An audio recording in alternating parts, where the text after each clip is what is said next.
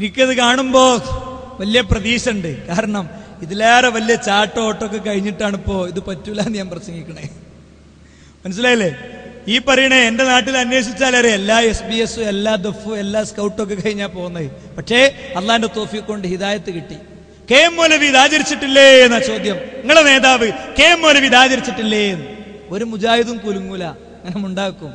നിങ്ങളെ നേതാവ് മുത്ത് റസൂലുള്ളാഹി ചെയ്തിട്ടുണ്ടല്ലോ എന്ന് പറഞ്ഞാൽ എവിടെ ഹദീസ് എന്ന് ചോദിക്കും. മനസ്സിലായില്ലേ? അതാ ഞങ്ങളെ കാര്യം. ഈ പറയണ KM മൗലവി ആരാ? അദ്ദേഹം ജാറത്തെങ്കിലും പോയ ആളാ. മനസ്സിലായി പറ്റൂലെന്ന് അല്ലേ? നേരത്തെ ഞാൻ ഉദ്ധരിച്ചില്ലേ? ഇമാം ഷാഫി പറയാ ഒരു ചാണേ പറ്റുള്ളൂ എന്ന് കുട്ടിയേക്ക് കിതാബ് വായിച്ചു കൊടുക്കുക.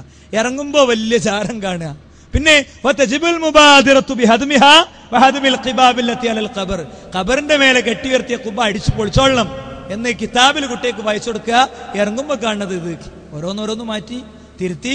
ആ തിരുത്തിയതിന്റെ ഭാഗമായി ഇതും അദ്ദേഹം ജീവിതത്തിൽ തിരുത്തി. ഇമാം ഷാഫി റഹിമഹുല്ല അദ്ദേഹം ഈജിപ്ത് ഇറാഖിൽ പോയ കാലത്ത് അഭിപ്രായം ഈജിപ്തിൽ തിരുത്തിയിട്ടുണ്ട്. അതുകൊണ്ട് ഇമാം ഷാഫി ഇരട്ടതാപ്പാരെന്ന് പറയോ? ആരാ പറയാ? സ്വലാത്തുൽ വുസ്ത എന്ന് പറഞ്ഞ അത് സുബഹി നിസ്കാരാണെന്ന് അദ്ദേഹം മസല പറഞ്ഞിട്ടുണ്ട്. അതേ ഇമാം ഷാഫി സ്വലാത്തുൽ വുസ്ത എന്ന് പറഞ്ഞ അസ്ര നിസ്കാരാണെന്നും പറഞ്ഞിട്ടുണ്ട്. അപ്പോഴോ ഇവിടെ ഞാൻ പറഞ്ഞല്ലോ, ഇതാണോ സുഹൃത്തുക്കളെ പ്രവാചക സ്നേഹം എന്ന് പറയുന്നത്? ഞാൻ പറഞ്ഞത് എനിക്ക് പ്രവാചക സ്നേഹം. നിങ്ങൾ അപ്പുറത്തെ വീട്ടിലെ ആക്സിഡന്റിൽ ഉപ്പ മരിച്ചൊരു കുട്ടി ഉണ്ടാവില്ലേ? നിങ്ങൾ ടെക്സ്റ്റൈൽസിൽ പോയി നിങ്ങളെ മോനെ ഡ്രസ്സ് എടുക്കുമ്പോഴേ അവനൊരു കുപ്പായ എടുക്കലാ പ്രവാചക സ്നേഹം. മനസ്സിലല്ലേ? നിങ്ങളെ മോന്റെ കുപ്പായത്തിന്റെ ബട്ടണുമ്മ പിടിച്ചിട്ട് അവൻ ചോദിക്കും, എടാ ഇതെനിക്ക് എന്റെ ഉപ്പച്ചി വാങ്ങി തന്നതാണോ എന്ന് ചോദിക്കും. കാരണം എന്താ അറിയോ?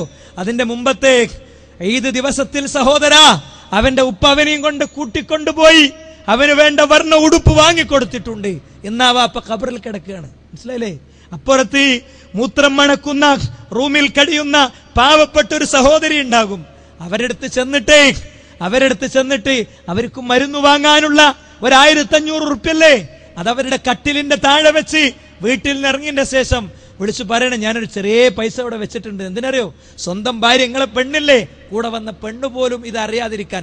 വലത്തെ കൈ ചെലവഴിച്ചത് ഇടത്തെ കൈ അറിയരുതെന്നല്ലേ, അതില്ലാതിരിക്കാൻ.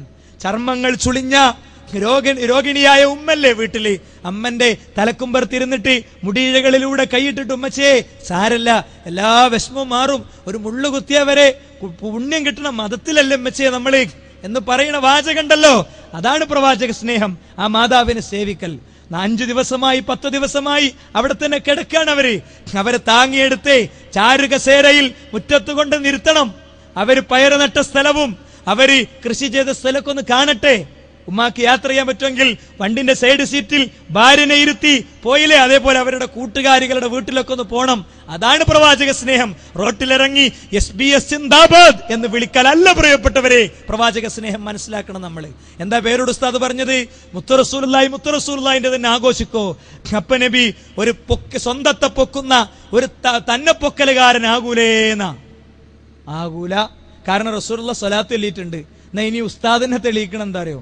മുത്ത് റസൂലുള്ളാഹി എന്നെ അങ്ങനെ നിർദ്ദേശിച്ചിട്ടുണ്ട്. അപ്പൊ അതിന്റെ അർത്ഥം എന്താ? റസൂലുള്ളാഹി തന്നെ പൊക്കിയായി നല്ല അതിന്റെ അർത്ഥം. അപ്പൊ ആരവിടെ ആളെ ചെറുതാക്കിയത്? ആരവിടെ പ്രവാചകനെ ആക്ഷേപിച്ചത്? ഇത്രയും നേരം പറഞ്ഞതിന് വിരുദ്ധമായി അദ്ദേഹം വേറെ സ്റ്റേജ് പറഞ്ഞ കേട്ടോളി. ഇപ്പോൾ അഷ്റഫുൽ ഖൽഖ് സല്ലല്ലാഹു അലൈഹി വസല്ലം തിങ്കളാഴ്ച ദിവസം നോമ്പെടുത്തുകൊണ്ട് ആ നോമ്പിനെ സംബന്ധിച്ച് അന്വേഷിക്കപ്പെട്ടപ്പോൾ ഫീഹി ഉലിത്തു, എന്നെ പ്രസവിക്കപ്പെട്ട ദിവസമാണ് ആ ദിനം എന്ന് നമ്മെ പഠിപ്പിച്ചുകൊണ്ട് അഷ്റഫുൽ ഖൽഖ് സല്ലല്ലാഹു അലൈഹി വസല്ലമ തങ്ങളുടെ ജന്മദിനം സ്മരിക്കപ്പെടാനും കൊണ്ടാടപ്പെടാനും ശുക്രിന്റെ പ്രവർത്തനങ്ങൾ കൊണ്ട് ധന്യമാക്കാനും നമ്മെ പഠിപ്പിച്ചതനുസരിച്ചാ മൂപ്പര് ചെയ്യണം. അപ്പൊ നേരത്തെ പറഞ്ഞതോ നബി ഞാന് പറഞ്ഞ ഒരാളാകൂല. അപ്പൊ പായോ? എന്നിട്ട് മുജാഹിദുകൾ സാധാരണ മനസ്സിലാക്കിയെന്ന എനിക്ക് സമയമല്ല, 1/2 മണിക്കൂർ കൂടിയാണ് എന്റെ മുന്നിലുള്ളത്. ഞാൻ നിങ്ങൾക്കൊരു ഭാഗം കാണിച്ചു തരായിരുന്നു. ഇതേ അലവി സഖാഫിന്റെ മുന്നിൽ ഇവിടെ വായിച്ച ഡോക്ടർ ഉസ്മാൻ സാഹിബിന്റെ ലേഖനം ഉണ്ടല്ലോ, ആ ലേഖനം വെച്ചിട്ട് മുജാഹിദ് പ്രസ്ഥാനത്തിൽ നേരത്തെ ഉണ്ടായിരുന്ന ഞങ്ങളുടെ ചില സുഹൃത്തുക്കൾ ആശയപരമായി ഇപ്പോൾ മുജാഹിദ് പ്രസ്ഥാനത്തിന്റെ കൂടെ അല്ലാതെ അടുത്ത കാലത്ത് പിരിഞ്ഞുപോയ എൻ്റെ ഒരു സുഹൃത്ത്, അദ്ദേഹം കൃത്യമായി വെള്ളം കുടിപ്പിക്കുന്ന രംഗം യൂട്യൂബിൽ നിന്ന് കിട്ടും. യൂട്യൂബ് ലിങ്ക് എന്റെ മനസ്സിൽ ഓർമ്മല്ല. എന്താ അവിടുത്തെ വിഷയം? മുജാഹിദീങ്ങൾ റസൂലുള്ളാഹിനെ സാധാരണ മനസ്സിലാക്കി എന്ന് പറഞ്ഞാൽ എന്താ അതിന്റെ അർത്ഥം? ഈ ലേഖനം വന്നപ്പോൾ അതിന്റെ തൊട്ടടുത്ത ആഴ്ച ശബാബിൽ തന്നെ വേറൊരു ലേഖനം വന്നു. ഈ മുജാഹിദ് പ്രസ്ഥാനത്തിൽ ഉണ്ടായിരുന്ന ഒരാളാണ് അത് എഴുതിയത്. എന്താ? ഉസ്താദിന്റെ കയ്യിൽ ശബാബ് എന്നാണ് എന്റെ ടൈറ്റിൽ. ഉസ്താദിന്റെ കയ്യിൽ ശബാബ് എന്ന ടൈറ്റിൽ. ഒരു കഥയാണ്, ഒരു തുടർക്കഥയിൽ ഇത് പെട്ടെന്ന് കയറിയതാ. എന്താ? ഉസ്താദിനോട് കുട്ടി വരെ ഉസ്താദെ കാര്യപ്പെട്ടൊരു മുതല് കിട്ടിയിട്ടുണ്ട്. എന്താ മോനെ? നബി സാധാരണ മനുഷ്യൻ എന്ന ടൈറ്റിലോട് കൂടെ വഹാബികളുടെ ശബാബിൽ ഒരു ലേഖനം വന്നിട്ടുണ്ട്. ഉസ്താദെ അത് നമുക്ക് നല്ല ഉപയോഗിക്കണം. അപ്പൊ ഉസ്താദെ മോനെ അതിപ്പോ ഉപയോഗിക്കരുത്, ഒരു 5 കൊല്ലം കഴിയട്ടെ. കഥയിൽ പറയാണ്. അതെന്താ ഉസ്താദെ? കയ്യിലുള്ള കോപ്പിയൊക്കെ നശിച്ചു പോയിന്റെ ശേഷം ഇറങ്ങിയാൽ മതി, ഇല്ലെങ്കിൽ പൊളി. എന്താ? റസൂലുള്ള സാധാരണ മനുഷ്യൻ എന്ന് പറഞ്ഞാൽ എന്താ? നമ്മളെപ്പോലെ ബ്ലഡ് റസൂലുള്ളാഹ്ക്ക് ഉണ്ട്, നമ്മളെപ്പോലെ റസൂലുള്ള ഉറങ്ങുന്നുണ്ട്, നമ്മളെപ്പോലെ റസൂലുള്ള ഉണരുന്നുണ്ട്, മറവി പലപ്പോഴും സംഭവിക്കാറുണ്ട്. ഇത്തരം വിഷയങ്ങളിലൊക്കെ സാധാരണ മനുഷ്യനാണ്. എന്നാൽ ഒരു പ്രത്യേകതയുണ്ട്, വേറെ ആർക്കില്ലാത്ത വഹയുണ്ട്. വഹിയുണ്ട്. ഇതല്ലാതെ വല്ലതും പറഞ്ഞോ? എന്നിട്ട് ബഹുമാനായ സുഹൈർ മൗലവിന്റെ സംസാരത്തിൽ മൂസാക്ക പിന്നെ മുഹമ്മദാക്ക എന്നൊക്കെ വന്നു എന്നാണ്. 5 മണിക്കൂർ പ്രസംഗത്തിലെ 1/2 സെക്കൻഡാ മുപ്പരിട്ട് അല്ലേ? ഞാൻ അദ്ദേഹത്തോട് പറയുന്നു, അതിന്റെ ഒറിജിനൽ വീഡിയോ നിങ്ങൾ ഹാജരാക്കണം. ഒറിജിനൽ വീഡിയോ നിങ്ങൾ ഹാജരാക്കണം. ആ ഒറിജിനൽ വീഡിയോ ഞങ്ങൾക്ക് കിട്ടിയിട്ടില്ല. എന്നാൽ നിങ്ങൾ പറഞ്ഞതിൽ നിന്ന് ആർക്കും മനസ്സിലാവുന്ന ഒരു കാര്യം എന്താ? പ്രവാചകത്വത്തിന്റെ മുമ്പുള്ള റസൂലുള്ളാഹിനെ ഇങ്ങനെ പരിചയപ്പെടുത്തുകയാണ്. വെറും നിസ്സാരമായി ആട് നോക്കി കഷ്ടപ്പെട്ട് വിഷമിച്ച് ജീവിച്ച ഒരാള് എന്ന ഒരു ഇൻട്രൊഡ്യൂസിങ്, അത് വ്യക്തി ഉദ്ദേശിക്കാത്ത വ്യാഖ്യാനം കൊടുത്തിട്ട് ചെയ്യാണ്. എന്തൊക്കെ വ്യാഖ്യാനം എനിക്ക് കൊടുക്കാം? സമസ്തയിലെ മുഴുവൻ ആലിമീങ്ങളും മാനസിക രോഗികളാണെന്ന് പേരോട് പ്രസംഗിച്ച ക്ലിപ്പ് എൻ്റെ അടുത്തുണ്ട്. അത് മൂപ്പര് മനസ്സിൽ വിശ്വസിച്ച് പറഞ്ഞതാ, ആർക്കും അറിയാല്ലാന്ന്. അതുകൊണ്ടാണ് ഇടാത്ത്. മൂപ്പരടുത്ത് വാചകത്തിൽ വന്നൊരു മിസ്സിംഗ് ആണത്. വാചകത്തിൽ വന്ന് അങ്ങനെ 5 മണിക്കൂറും 10 മണിക്കൂറൊക്കെ പ്രസംഗിക്കുമ്പോൾ മനസ്സ് വേറെ ഭാഗത്തേക്ക് പോകുമ്പോൾ അല്ലേ, ചിലപ്പോൾ എന്തെന്ന് വെച്ചാൽ വരി അറിയാതെ വരും. ഇങ്ങനെ വരുന്ന വരികളൊക്കെ വ്യാഖ്യാനിച്ചിട്ട് വേണം ഉസ്താദ് ഈ ജാതി കളി കളിക്കാൻ വേണോ? നിങ്ങളിട്ട ക്ലിപ്പിന്റെ ഓരോന്നിന്റെയും കോല ഈരാറ്റുപേട്ടക്കാർക്ക് മനസ്സിലായില്ലേ? അതുകൊണ്ട് ഞാൻ എന്റെ സുഹൃത്തുക്കളോട് പറയാണ്, ഇനിയിപ്പോ നബിദിനത്തിന് ചൊല്ലാനുള്ള മാലകളെ കാര്യ അതും അലവി സഖാഫിനെ കൊണ്ട് തന്നെ തീരുമാനാക്കാം അല്ലേ? അതിന്റെ മുമ്പ് സബീന എന്ന് പറഞ്ഞൊരു സാധനം ഇപ്പൊ കിട്ടാല്ല എന്നൊരു ഉസ്താദ് പറയണേ. ഇതിന്റെ അടക്ക് ഞങ്ങളൊരു സ്ഥലത്ത് കുറെ മുസ്ലിം മൂലയന്മാർ ഇങ്ങനെ ഒരുമിച്ച് കൂടിയിട്ട് ഒരു മൗലൂദ് ഓതാൻ ആഗ്രഹിച്ചിട്ട് ഒരു ചെറിയ കുട്ടിയുണ്ട് അവിടെ. ആ കുട്ടിയെ വിളിച്ചിട്ട് 2 സെബീനെ കൊണ്ടുവരാൻ പറഞ്ഞയച്ചു. ആ കുട്ടിയെ സെബീനെ കൊണ്ടുവരാൻ പറഞ്ഞയച്ചു. ഞങ്ങൾ കുറെ കാത്തിരുന്ന് ഇപ്പൊ വരും കുട്ടിയെ കാണുന്നില്ല. പിന്നീട് ഒരു അല്പനേരം കഴിഞ്ഞപ്പോ ആ കുട്ടിയുണ്ട് ഞങ്ങളെ മുന്നിൽ ഇങ്ങനെ നടക്കുന്നു. ഞങ്ങൾ വിളിച്ചു, മോനോടവാ, നിന്നെന്തിനു പറഞ്ഞയച്ചതാ? സെബീൻ കൊണ്ടുവരാന്. എന്നിട്ട് എവിടെ? അതിരിക്കണ്. അവ നോക്കുമ്പോ പാത്രം കഴുകുന്ന 2 സെബീന പൊടിയുടെ പാക്കറ്റ് ആ കുട്ടി അവിടെ വാങ്ങിക്കൊടുന്ന് വെച്ചിക്കണ്. ആ കുട്ടിയെ കുറ്റം പറഞ്ഞിട്ട് കാര്യമില്ല. ജീവിതത്തിൽ ഒരിക്കലെങ്കിലും എടുത്തു ചെല്ലുന്നത് ഉമ്മയിൽ നിന്നും ബാപ്പയിൽ നിന്നും ഈ കുട്ടി പഠിക്കണ്ടേ? മുജാഹിദ് പ്രസ്ഥാനം പണിയെടുത്തില്ലേ, പിന്നെ എങ്ങനെ പഠിക്കുക? ഇതിന്റെ ഉള്ളിലുള്ളതൊക്കെ എടുത്ത് പുറത്ത് കിട്ടൂ. ഇതിന്റെ ഉള്ളിലുള്ള എല്ലാ സാധനവും എടുത്ത് പുറത്ത് കിട്ടൂ അല്ലേ? ഇനി കുറച്ചും കൂടി കഴിഞ്ഞാല് മാല കൊണ്ടുവരാൻ പറഞ്ഞ അമ്മാന്റെ മാല കൊണ്ടേ കൊടുക്കും. അള്ളാഹു തൗഫീഖ് ചെയ്യട്ടെ. കാരണം എന്താ അറിയോ? സെബീന അലവി സഖാഫിനെ തള്ളി. ഇവിടെ സെബീന ഇപ്പോഴും 333 വകയും 666 വകയൊക്കെ ചെല്ലണവരില്ലേ? കേട്ടോളിം, അലവി സഖാഫി തള്ളി. 2 കൊല്ലം മുമ്പ് നിങ്ങളാരും അറിഞ്ഞിട്ടില്ല. ഞങ്ങളെ മുന്നിൽ വന്നിരുന്നു. ഞങ്ങളെ മുന്നിൽ വരാൻ ധൈര്യം ഉണ്ടോ എന്നൊക്കെ ചോദിച്ച് ഞങ്ങളെ മുന്നിൽ നമ്മൾക്ക് ഇരുന്നിട്ടുണ്ട്. ഒരുപാട് ഇരുന്നോടത്തൊക്കെ പലതും നടന്നിട്ടുണ്ട് അല്ലേ? എന്താ മണ്ണാർക്കാട് ഇരുന്നില്ലേ? നമ്മൾ അലവി സഖാഫിക്ക് ഓർമ്മ ഉണ്ടാക്കും. മണ്ണാർക്കാട് സംവാദം യൂട്യൂബിൽ ഇപ്പൊ തിരഞ്ഞാൽ കിട്ടും. ഇവിടെ ഹൈ സ്പീഡ് ഇന്റർനെറ്റ് ഉണ്ടെന്ന് ഞാൻ മനസ്സിലാക്കണം. അതെ, BSNL 3G ഉണ്ട് ഇവിടെ. BSNL 3G ഉണ്ട്. ഇതാ ഇപ്പൊ ചെക്ക് ചെയ്തോളിയും, കാണാ എന്താ സംവാദം. അവിടെ മുജാഹിദുകൾക്ക് 10 സെന്റ് സ്ഥലവും പള്ളിയൊക്കെ ആയല്ലോ. എടമുട്ടത്ത് നടന്നു, അതിൻ്റെതായ പുരോഗതി ഉണ്ടായി. മംഗലാപുരത്ത് നടന്നു, 200 മീറ്റർ അപ്പുറത്ത് പള്ളി മേലക്കെടുത്തു. ഇപ്പൊ മുറ്റത്താ നിസ്കരിക്കണത്. അതുകൊണ്ട് നമ്മൾ ഇരുന്നപ്പോ ഒക്കെ മെച്ചുണ്ടായിട്ടുണ്ട്. അതിന്റെ മെച്ചാണ് അദ്ദേഹം സെബീന കിതാബുകൾ ഒന്നടങ്കം തള്ളണങ്ങൾ കേട്ടോളി. അബ്ദുള്ള സുലൈമിയുടെ പ്രായവും വയസ്സും നിറയും മാനിച്ചുകൊണ്ടാണ് ഞാൻ പറയുന്നത്. അത് നേരിൽ പറയരുത് എന്ന് കൂടി ഓർമ്മ. എന്റെ പ്രായം മാനിച്ചതിന് നന്ദി. ഏതായിരുന്നാലും മൗലൂദ് ഒക്കോല അംഗീകരിക്കൂല, നാട്ടിൽ പലതുണ്ടെന്ന് പറഞ്ഞത് അത് തന്നെയാണ് തർക്കത്തിന്റെ മർമ്മം. നാട്ടിലൊക്കെ പ്രചരിച്ചു കൊണ്ടിരിക്കുന്ന ഈ മുസ്ലിയാക്കന്മാർ ആളുകളെ കൊണ്ട് നടത്തി ചെയ്യിക്കണേ, അതൊരു ആചാരമാക്കി അനുഷ്ഠിപ്പിച്ചു കൊണ്ടിരിക്കുന്ന ഈ മൗലൂദുകളെ പറ്റിയാണ് നമ്മുടെ തർക്കം. അത് ഏതെങ്കിലും ഒരു ഏടുകൾ വെച്ചോളി, 66 വക ആയിക്കോട്ടെ അല്ലെങ്കിൽ 33 വക ആയിക്കോട്ടെ, ഏതെങ്കിലും ഒരു സെബീനൊരു ഏട് അതിൽ ഞങ്ങൾ അംഗീകരിക്കാത്ത എത്ര ഉണ്ടെന്ന് നിങ്ങൾ പറഞ്ഞോളൂ. അതല്ലാതെ ഈ വളയത്തിനുള്ളിൽ കൂടി ചാടുന്ന സർക്കസ് ഉണ്ട്, അവസാനം വളയം ഇല്ലാതെ ചാടുന്ന സർക്കസിന് ഞങ്ങളില്ല. വളയത്തിന്റെ ഉള്ളിൽ കൂടി തന്നെ ചാടാനുണ്ടോ അല്ലേ എന്നാണ് ഞങ്ങൾക്ക് ചോദിക്കുന്നത്.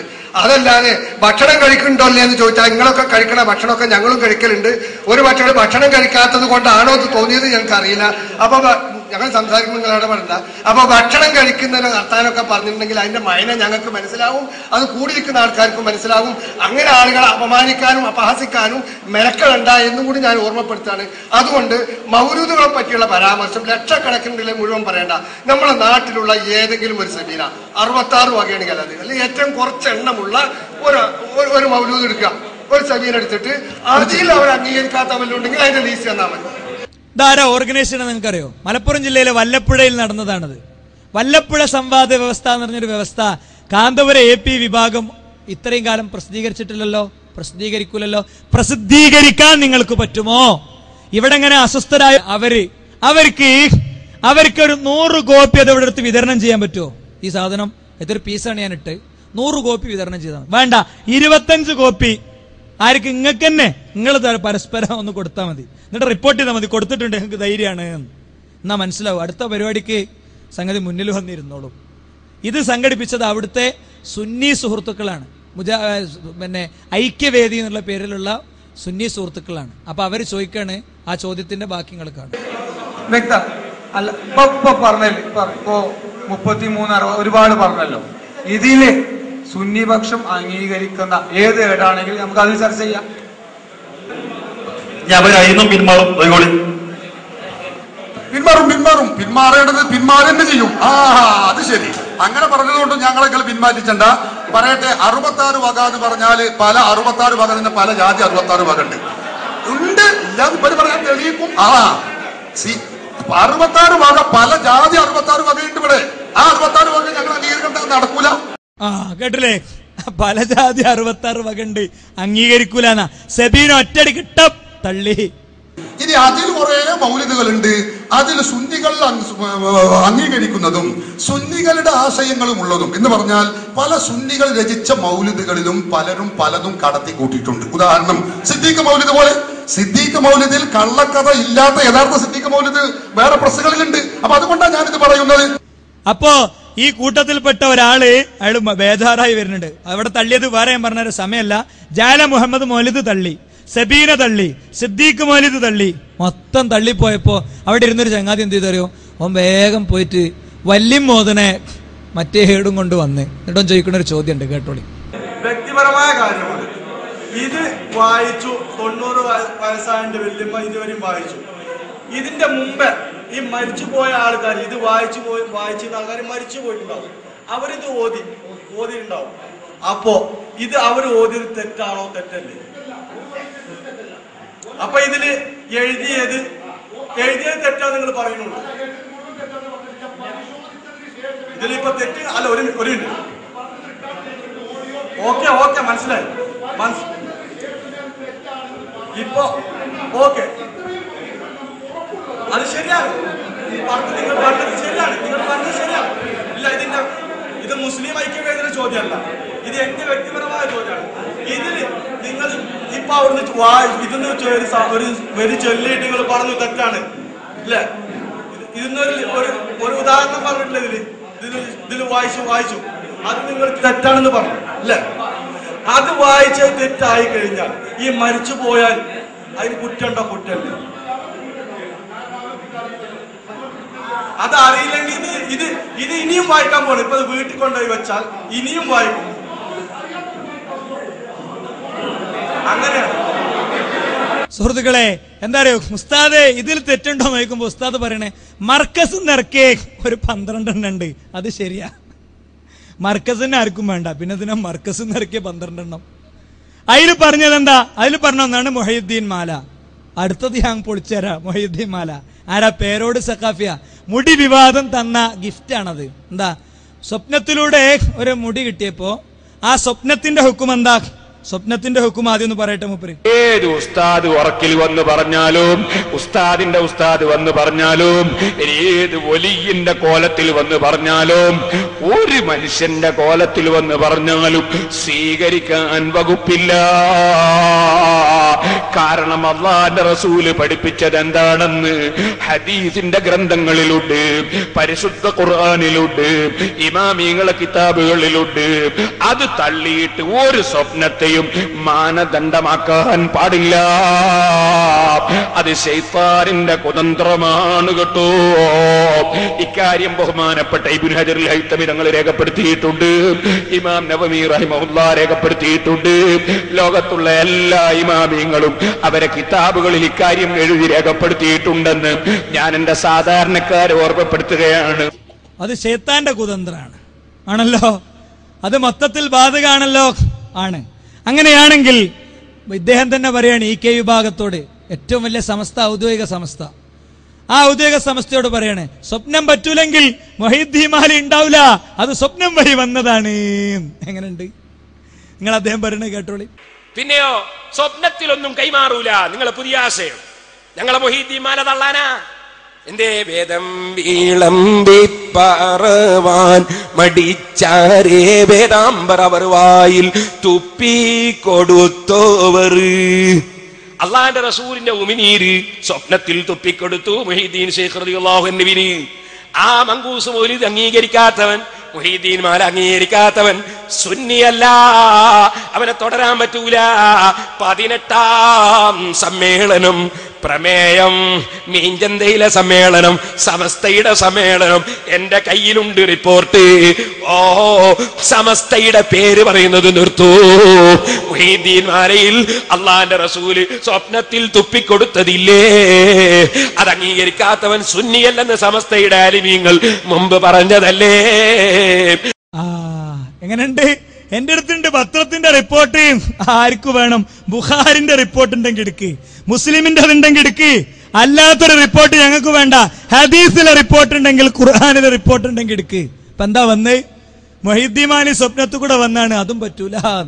ഇനിയിപ്പോ മങ്കൂസ ഉള്ളത് ബാക്കി അല്ലേ ഓതാന്? സബീന മൊത്തം പോയി, ജാല മുഹമ്മദ് പോയി, സിദ്ദീഖ് മൗലിദ് പോയി, മൊഹീദ്ദീൻ മാലിയും പോയി. ഇനിയോ മങ്കൂസ് മൗലിദ് ഉണ്ട്. സ്വപ്നം തെളിവാക്കാൻ പറ്റൂലെങ്കിൽ അതും പറ്റൂല എന്നാ അസ്ലി മൂപ്പരനെ പറഞ്ഞല്ലോ ആദ്യം.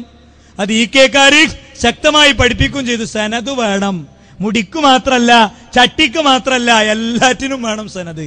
സനത് മൊത്തം വേണം. സനത് വേണമെന്ന് കാന്തപുരി ഉസ്താദ് പറഞ്ഞാണ്. സനദില്ലെങ്കിൽ അൽ ഇസ്നാദ് അൽ അസ്നാദ് മിനദ്ദീൻ അല്ലേ, ഇസ്നാദ് ഇതിൽ പെട്ടതാണ് ഉസ്താദ് തന്നെ പറഞ്ഞാണ്. ഇനി ഞാൻ വരേണ്ട വരുമല്ലോ അടുത്ത തവണ, അടുത്ത ആഴ്ച, അതിന്റെ അടുത്ത ആഴ്ചക്ക് നമുക്ക് വരാം, പ്രശ്നമൊന്നുമില്ല.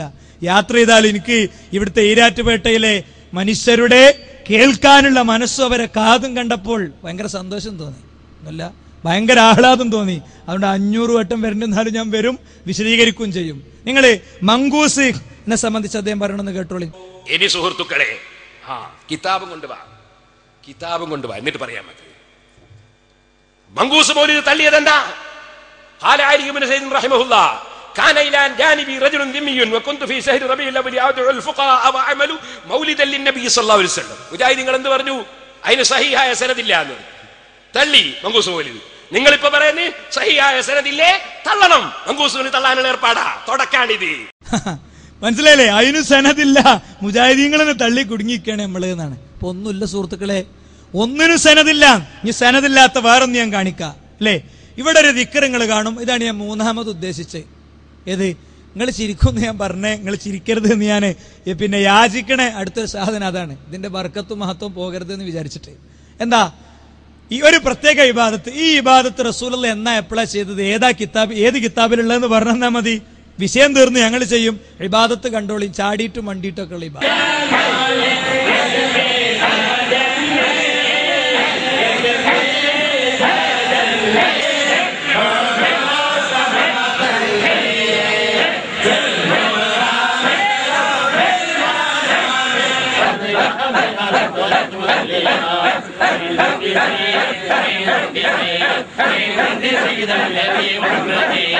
ഇതിന്റെ പേരാണ് റിഫായി റാത്തീബ് അല്ലേ. അപ്പോഴാണ് ഓർമ്മ വന്നത് കുത്താ റാത്തീബും കൂടി ഉണ്ടല്ലോ, അതും കൂടി വന്നോട്ടെ. അതിന്റെയും കൂടി സനദും അഹ്ലുസുന്നത്തും ഒന്ന് പറയട്ടെ. സുന്നത്ത് ജമാഅത്തിലെ തെളിവ്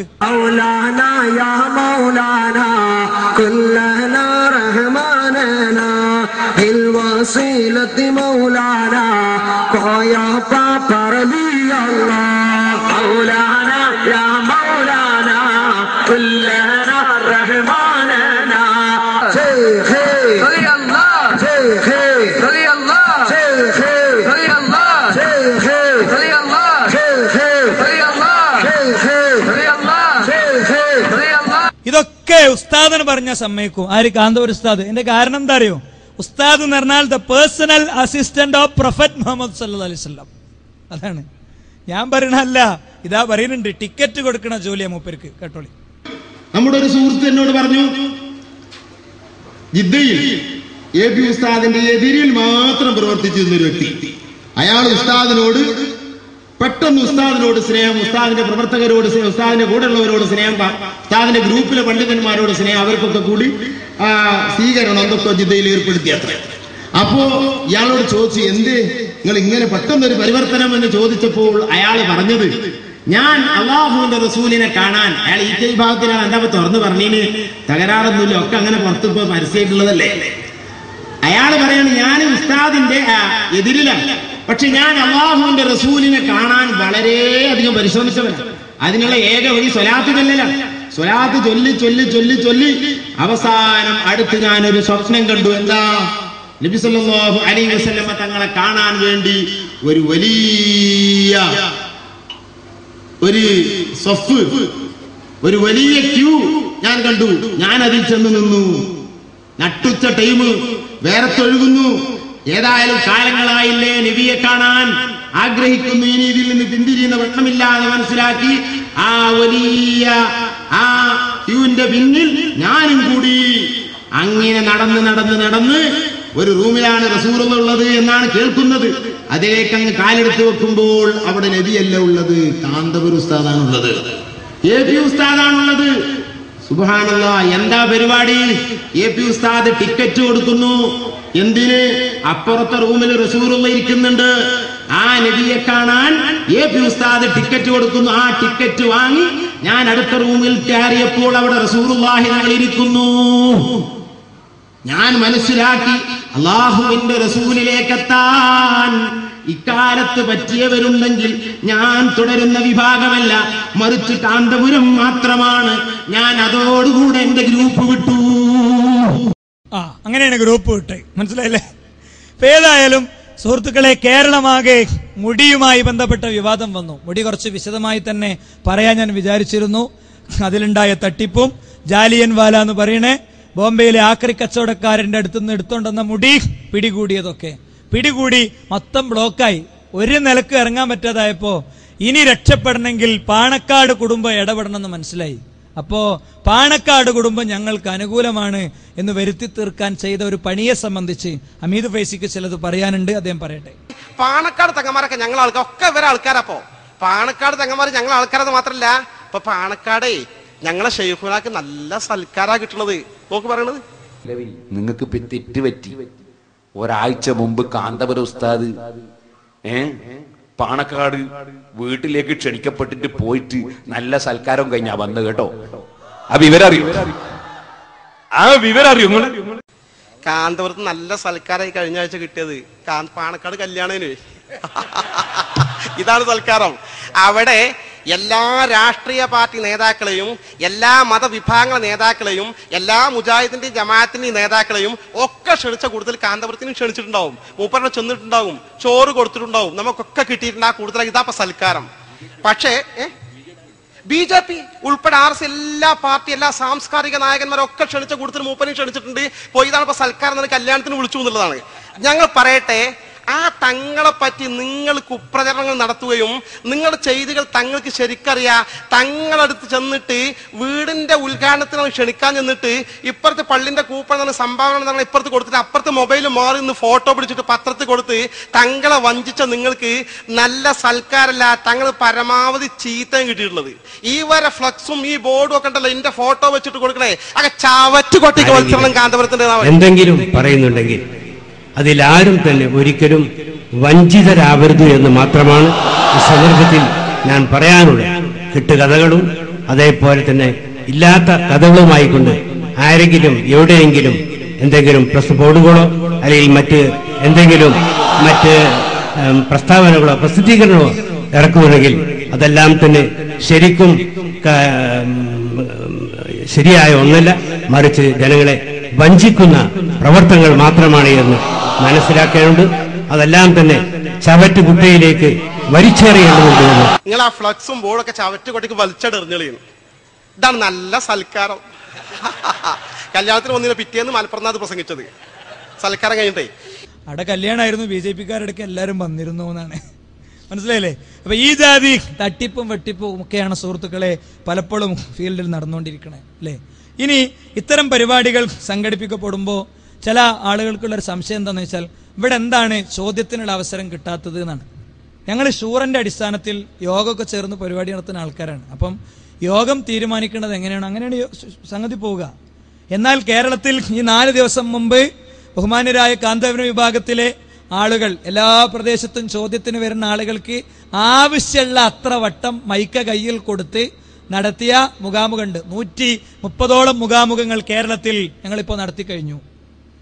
130ഓളം മുഖാമുഖങ്ങൾ. അതിനെ ഇപ്പം നിങ്ങൾ കണ്ടില്ലേ, ഞാൻ നിങ്ങളെ ഗസ്റ്റാണല്ലോ.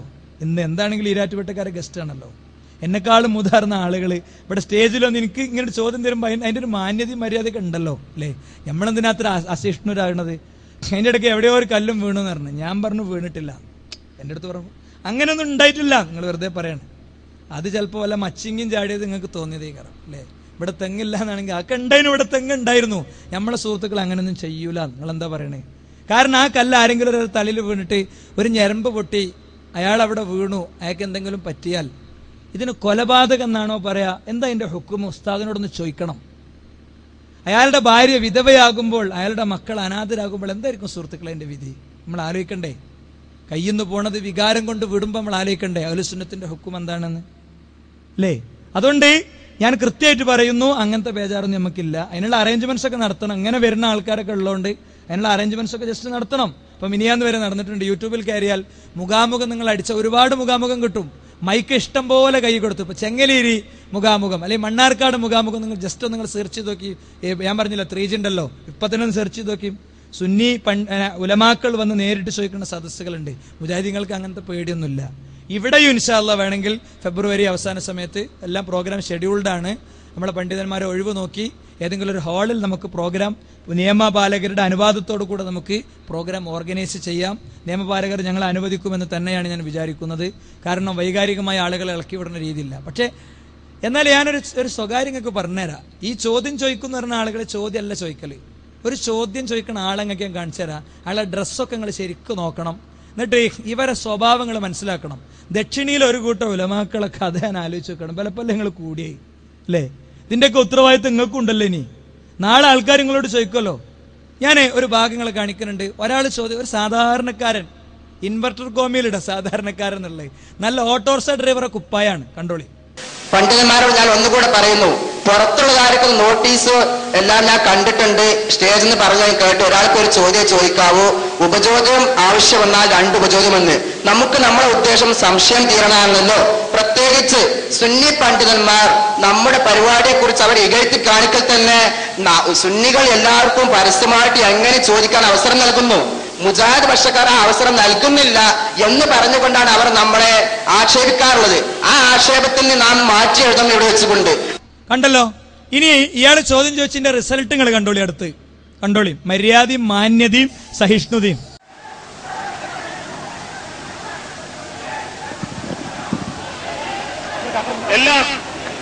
എല്ലാവരും അടങ്ങിയിരിക്കുക, ആരും ബഹളമുണ്ടാക്കരുത്, എല്ലാവരും ശാന്തരായിരിക്കുക, എല്ലാവരും ശാന്തരായിരിക്കുക. മുജാഹിദ് പ്രവർത്തകരും ഇവിടെ ശാന്തരായിരിക്കുക, മുഴുവൻ മുജാഹിദ് പ്രവർത്തകരും ഇവിടെ ശാന്തരായിരിക്കുക.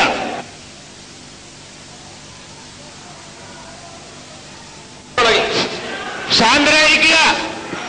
ആരെയും കസായർത്തരും സുഹൃത്തുക്കളെ വടിയും കൊണ്ടാ മുഖാമുത്തിന് വരുന്നേ. നിങ്ങൾ കണ്ടോളി. അവസാനം നിയമപാലകർ വരുമ്പോ നിയമപാലകരെ മുന്നിൽ അഹ്ലുസുന്നത്തിന്റെ കുട്ടികൾ ആവേശം ചോരുകയാണ്. ലാത്തി കൊണ്ട് നല്ല പൂശല കിട്ടുമ്പോ ഇറങ്ങി ഓടുന്നുണ്ട്. പ്രിയമുള്ള സുന്നി പ്രവർത്തകന്മാരുടെ പിരിഞ്ഞു പോവുക, പ്രിയമുള്ള സുന്നി പ്രവർത്തകന്മാരെ പിരിഞ്ഞു പോവുക. ഞങ്ങൾ ചോദിക്കാൻ സൗകര്യത്തിന് ഇവിടെ ആളുകളുണ്ട്. ഇതാണ് കാന്തപുരം വിഭാഗത്തിന്റെ സ്ഥിതി. അവരെയാണ് ദക്ഷിണയിലെ ഒരു കൂട്ടം പണ്ഡിതന്മാർ, ഞാനിതൊന്നും വിചാരിച്ചല്ല, പക്ഷേ ചിലതൊക്കെ നമുക്ക് എന്താ വെച്ചാൽ സംഗതി ഇങ്ങനെ കാണുമ്പോൾ തന്നെ മനസ്സിലാകും മരുന്ന് എന്താണെന്ന്. അതുകൊണ്ട് തന്നെ അതിവിടെ എടുത്തുവെച്ച് ഇത് കാണിച്ചു തരാന്. അല്ല, ഇവിടെ വന്നപ്പോ ഞാൻ മൈൻഡ് ചെയ്യണങ്ങൾ കണ്ടില്ലല്ലോ. ജസ്റ്റ് ഞാനൊരു വാചകം പറഞ്ഞപ്പോൾ തന്നെ രണ്ടാളവിടെ വട്ടം കുട്ടിയങ്ങൾ കണ്ടില്ലേ. അതിലൊരു 5 or 6 ആളുകൾ എൻ്റെ സഹപ്രവർത്തകരാണ്, മുജാഹിദ് പ്രവർത്തകരാണ്. അവരോട് ഞാൻ സീരിയസ് ആയി അഡ്വൈസ് ചെയ്യുന്നു, ഇരിക്കണമെന്ന് പറഞ്ഞാൽ നമ്മൾ ഇരിക്കണം. ഒരു 5 മിനിറ്റ് അങ്ങനത്തെ ഒരു ചെറിയ പ്രതിസന്ധി ഉടനെ നമുക്കില്ലാത്ത ഒരു രീതിയാണത്. 2 കൈയും മുട്ടിയാലേ ശബ്ദം ഉണ്ടാവുള്ളൂ. 2 എണ്ണം കിട്ടിയാലേ നിങ്ങൾ വാങ്ങി വെച്ചളി, ഒരു പ്രശ്നമല്ല, പുണ്യമാണത്. അങ്ങനെ നമ്മൾ മനസ്സിലാക്കുന്നത്. തൽക്കാലം അഫ്വൻ സംഗതികൾ ജനങ്ങൾക്ക് എത്തിച്ചു കൊടുക്കാനായി അല്ലേ.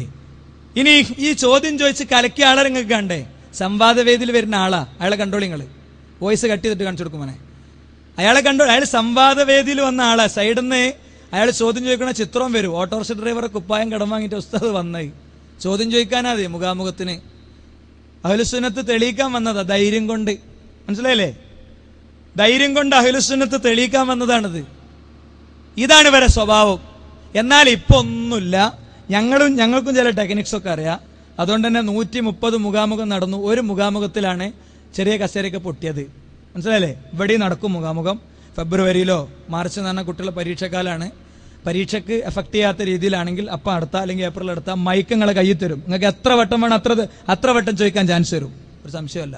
നിങ്ങൾ ധൈര്യമായിട്ടൊന്നുമില്ല. അങ്ങനത്തെ ബേജാറൊന്നും മുജാഹിദുകൾക്കില്ല. ഇനി നിങ്ങളെടുത്ത് ഞങ്ങൾ ചോദിക്കാൻ വന്നിട്ടില്ലേ? നിങ്ങളെടുത്ത് ഞങ്ങൾ ചോദിക്കാൻ വന്നിട്ടില്ലേ? ഉണ്ട്. അതും ഞാൻ കാണിച്ചു തരാം. ചോദിക്കേണ്ടടത്തൊക്കെ ചോദിച്ചിട്ടുണ്ട്.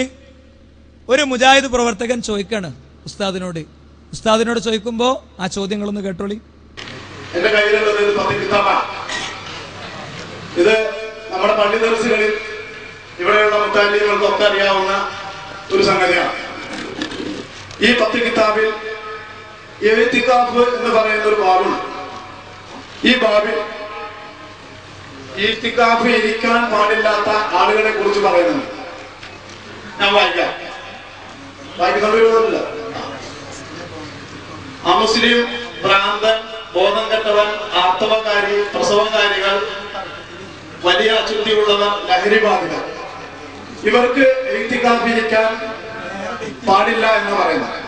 അപ്പൊ ഇതിന്റെ അർത്ഥം ആർത്തവകാരികൾ ആർത്തവം ഒഴിവാകുന്ന സമയത്ത് അവർക്ക് ഇഅ്തികാഫ് ഇരിക്കാം എന്നാണ്. അതുകൊണ്ട് ഈ ഇഅ്തികാഫ് ഏത് പള്ളിയിലാണ് പറഞ്ഞിട്ടുള്ളത് ഇതിനെ കുറിച്ചൊരു വിശദീകരണം തന്നാൽ. ഇങ്ങനെ അത് ചോദ്യം പൂർത്തിയാക്കി. എന്നിട്ട് അപ്പൊ ഉസ്താദ് അതിനൊരു മറുപടിയും പറഞ്ഞു. അന്യ പുരുഷന്മാര് പങ്കെടുക്കാത്ത സ്വന്തം വീട്ടിലോ സ്വന്തം